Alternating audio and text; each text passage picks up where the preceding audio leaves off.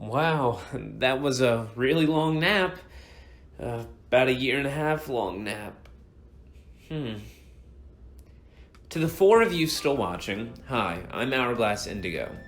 From 2014 to 2016, I was a pretty notable Steven Universe reviewer and theorist at the genesis of the fandom.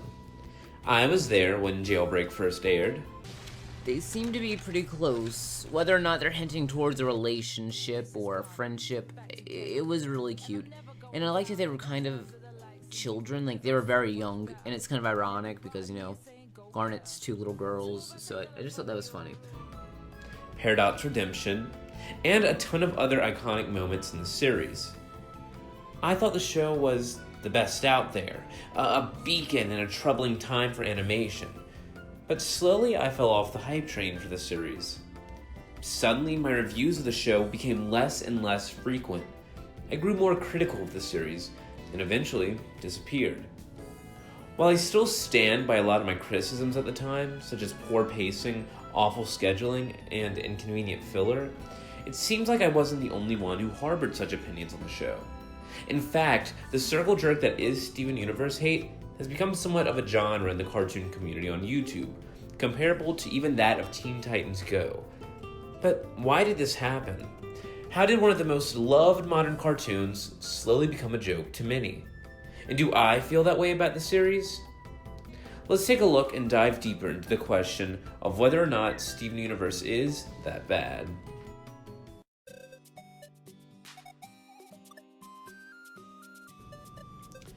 I'm not going to bore you all with a long, drawn-out history of Steven Universe's fandom, so instead I'll give a brief overview. 2013, Steven Universe starts, while its following isn't big, it's certainly growing. In 2015, Jailbreak airs, revealing Garnet is a gay fusion, leading to an influx of viewers and fans. 2015 to 2016 are the golden years for the fans. Sure, they have their toxic moments, but episodes are good and fan art is plenty. Everything was excellent, until the beginning of Season 4. This is when fans started noticing the holes and problems in the series. The filler was god-awful, and I mean that wouldn't be that big of a deal if the series had aired weekly, but it wasn't. Fans were waiting months just to get episodes about plots that weren't engaging in the slightest at all because the only time fans were getting episodes were in Steven Bombs, week-long episodes of Steven Universe. This anger bred animosity among many fans, creating the earlier mentioned genre of Steven Universe critical videos. With so many problems, it may seem like I'd be totally on board for Steven Universe being a piece of garbage. Well,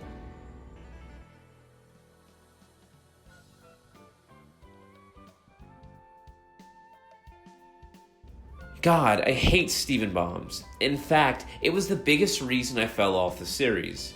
While in theory, getting 5 episodes in 1 week sounds great for fans, it really wasn't. Sure, I'm getting 5 brand new episodes, but is it really worth it if I have to wait another 3 months for more? It's easier to lose interest when I'm not looking forward to watching a new episode every week.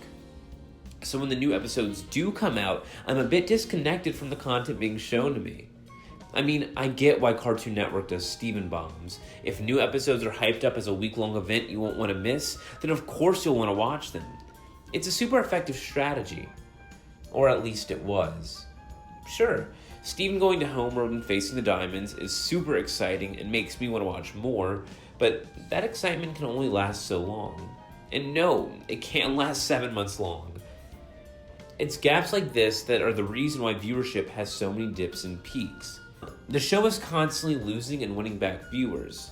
If it instead had a consistent weekly release, they wouldn't have to do this.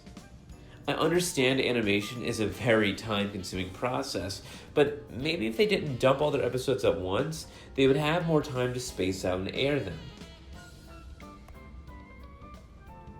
This one is a little bit more difficult for me than the Steven Bombs, because my issues here are more with the writers as opposed to the executives at Cartoon Network. For starters, I want to debunk this dumb opinion I keep hearing all these Steven Universe videos making. Just because the series is storyboard driven doesn't mean that's the sole reason that the story is all over the place. It's more so down to the series directors who allow so much filler. With that said, Is filler really bad? If every episode had Steven fighting new gyms, that would be super awesome, right? Constantly going on all of these high-stake adventures with his life constantly on the line fighting for Earth. In theory, sure, that's fine, but if that's every episode, what even makes it interesting? If we never see what he's fighting for, then how are we, as the audience, supposed to be invested in his struggles at all? Steven is half human, half Jim, so both sides of his life are equally important. So stop saying that the filler is bad and that it destroys the series, because stories need breath of fresh air in between major plot points for both balance and to highlight character motivation. So that makes Steven Universe's filler good? Not quite. I like a ton of the Steven Universe Townie episodes. I think a lot of them are awesome, especially the ones that intertwine both Steven's human life and Jim life, such as Frybo, Island Adventure, Onion Friend, and Nightmare Hospital. There's all one common thread tying these episodes together. They all involve the Jim plot in some way or another. Frybo has a Jim terrorizing humans, Island Adventure has Sadie fighting a corrupted Jim, Onion Friend has Amethyst and Vidalia, Nightmare Hospital involves Connie's mom coming to terms with Connie's true self. But in almost none of these episodes are the Jims the main focus. And that's good, because when episodes like The Return, Gym Drill, I Am My Mom, or Reunited comes, you care about the Beach City inhabitants because of those episodes where they are well developed. But it's episodes like Future Boy Zoltron, Rocknaldo, Onion Gang, etc. that just make me ask why. Filler doesn't have to advance the plot, but it doesn't have to be god-awful either. I know that the crew working on Steven Universe is capable of making the Townie episodes interesting, but they rarely do it, making it perplexing as to why they're such hit or misses.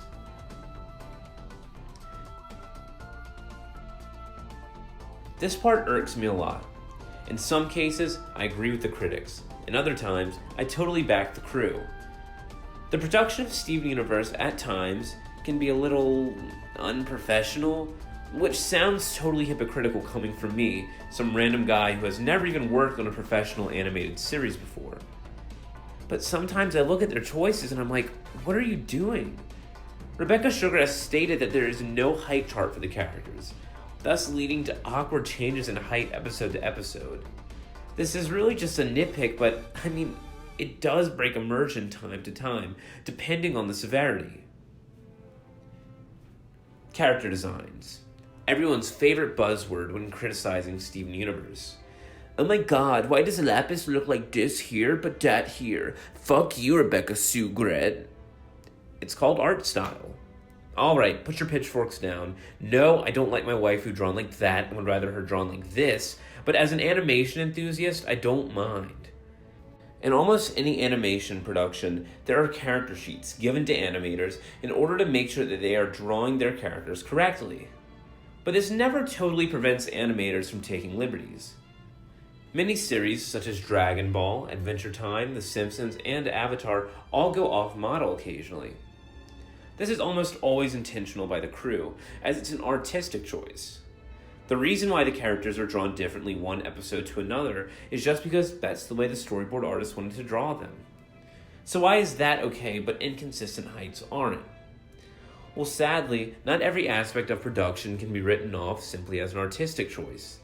It's fine if a character goes off model, as long as they retain a few key aspects: color scheme, major facial features, and height. So when a character's height is constantly fluctuating, sure, it's a bit distracting, but far from completely breaking the series as many would have you believe. In fact, it seems as though the series is starting to get more grounded in terms of character designs, settling more for a cutesy style, with most characters fairly short. Overall, art is subjective. You may hate Chibi Steven and love taller Steven. It all comes down to preference.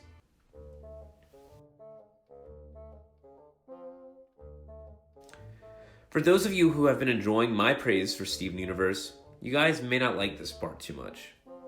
Before I stopped reviewing this series, I left off saying that I hate the idea of every character being redeemable because it's an easy way to write the characters out of any tough ordeal. And oh, would you look at that, my point still stands.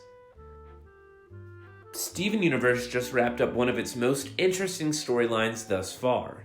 the battle with Yellow and Blue Diamond. A battle that had been built up since Season 1.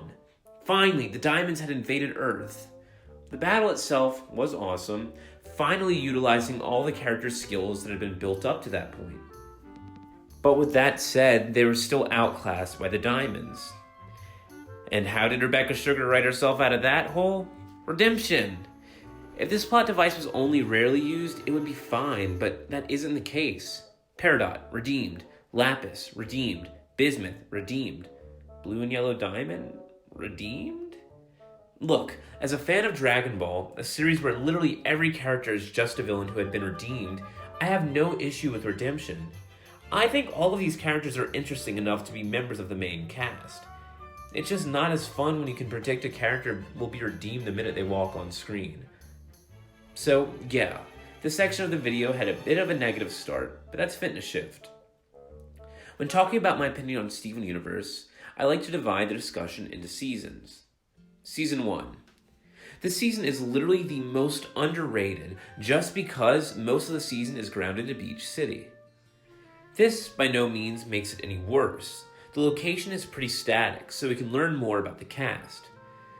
This season is just magical and still has, in my opinion, two of the best episodes in the series so far. Season 2. You can tell that the crew was having a lot of fun in this season. So much of the plot was dealing with the aftermath of Season 1, which is awesome. It gives a sense of gravity to the antagonists that is gradually built up. Plus, Peridot's redemption arc is one of the most well-handled in the entire series. Go away, Lapis and Bismuth. Season 3 was cool, but disappointing. Like, on paper it sounds awesome. Homeworld Jim's coming to Earth to retrieve Jasper? Awesome. Pearl and Greg reconciling? Amazing. Stevani versus Jasper? Crazy. Steven getting lost in space? Holy your shit, that's gonna be wild. But it wasn't. All of these really interesting ideas got solved in one episode. Keep in mind, these things had all been built up for the last 2 seasons. Imagine how disappointing it was to wait for the Malachite and Alexandrite fight for it to only be like 5 minutes long, even if it was pretty cool. The pacing was weird, with random breaks in between arcs. Like for some reason they smushed Bismuth in the middle of Amethyst's arc. The issue with that is that her character doesn't really receive any development in that episode. It was just a mess. Now we come to Season 4, my least favorite. It honestly had some of the best episodes in the series, comparable at points to the peak of the series. But that was overshadowed by the awful filler. Like, oh my god, Future Boy Zoltron is so bad. Like, not even on Steven Universe level. Like, in general. I want to talk about how much I hate this episode because, it irks me, but I'll hold off for now. If only the season had been paced better, it could have been great. But it seems as though the crew forgot how to write the Townie episodes because, yeesh, these are bad. Season 5. This one is almost over, so I don't mind talking about it. One thing I can without a doubt say is it's crazy how much happens in this season. Rebecca Sugar and the crew really go balls to the wall with this one. Sure, it has its low points, but wow, there's so much interesting stuff going on here. I won't go into too much detail since it is the newest season, but yeah, it seems like the crew is really back on track with the writing. With all that said, it's hard to deny the impact this series has had on LGBT in television. It's gone from subtle in earlier seasons to full-out kissing. And that actually makes me super happy. Anyone who criticizes the show solely because it has gay characters is completely misguided and probably not your best source of info. I don't know, just a hunch. But yeah, I'm super happy that Rebecca Sugar is responsible for some of the best LGBT representation, not just in animation, but in television in general. The show has truly left its mark on the world. Yikes, we're getting into murky waters here. For starters, all fandoms have bad seeds. From just being really annoying to literally harassing content creators. It kind of comes into existence when you have a lot of people talking about things that they're very passionate about. Does that mean their passion is coming from a good place and is okay? No. If you harass anyone, and I mean anyone, over a cartoon, a TV show, or whatever, you should probably just step away from the computer. And that goes for fans and non-fans alike. But when the community is good, it's really amazing. I still look at my time of relevance in the fandom as something magical. It was a lot of people talking about stuff they like, and really, there's nothing wrong with that as long as it's not taken out of hand. So with all that said, is Steven Universe bad? Nah, not really. I mean, the show has a tendency to annoy me to no end with its inconsistencies in storytelling, pacing, and other dumb stuff. But not once have I ever been like, wow, this series is god-awful because Steven is tall here and short there. As media consumers, we are too quick to deem material as bad or lackluster because it's not perfect and move on to the next big thing. And yeah, Steven Universe isn't perfect, but I think a lot of it can and is being fixed.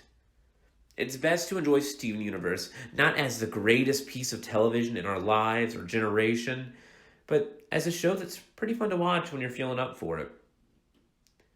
If you want a bit of a channel update, stay tuned after the end card and we can do a little bit of catching up. Thank you guys for watching. As always, I'm Hourglass Indigo, and I will see you next time.